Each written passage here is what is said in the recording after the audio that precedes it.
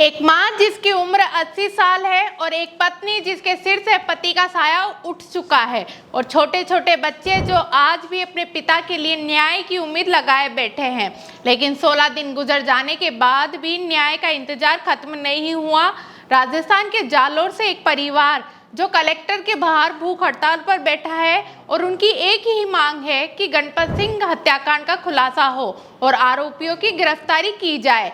जालोर में गणपत सिंह हत्याकांड के खुलासे की मांग को लेकर मृतक का परिवार पिछले 16 दिनों से कलेक्टर के बाहर धरने पर बैठा है। शनिवार शाम को शिव विधायक रविंद्र सिंह भाटी धरना स्थल पर पहुंचे।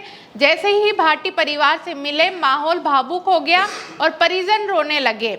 मृतक की 80 वर्षीय मां हवा कंवर ने आरोप लगाया कि रात के समय पुलिस धरना खत्म करवाने का दबाव बनाती है। उन्होंने साफ कहा कि जब तक उनके बेटे के हत्यारों की गिरफ्तारी नहीं होगी, जब तक वह अन्न ग्रहण नहीं करेगी।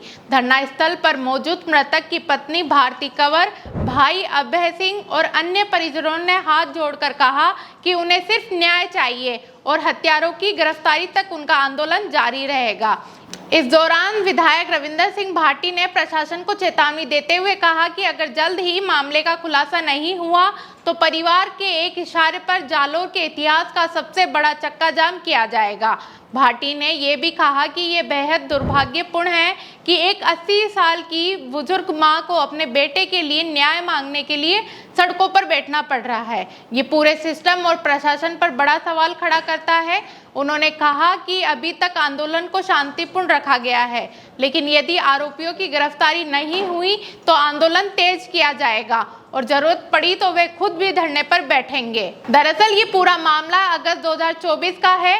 मृतक के भाई अभय सिंह के मुताबिक 27 अगस्त की शाम गणपत सिंह अपनी दुकान से घर के लिए निकले थे, लेकिन रात तक घर नहीं लौटे। इसके बाद परिवार ने रामसिंह थाने में लापता की रिपोर्ट दर्ज करवाई।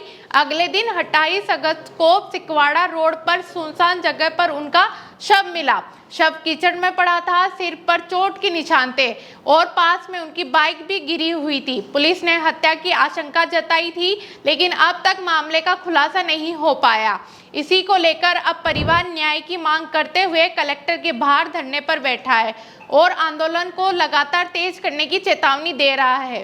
अब सवाल यही रहता है कि क्या गणपत सिंह हत्याकांड का सच सामने आएगा और क्या इस बुजुर्ग मां को अपने बेटे के लिए न्याय मिल पाएगा। फिलहाल पूरे मामले पर सबकी नजरें प्रशासन और पुलिस की कार्रवाई पर टिकी हुई है।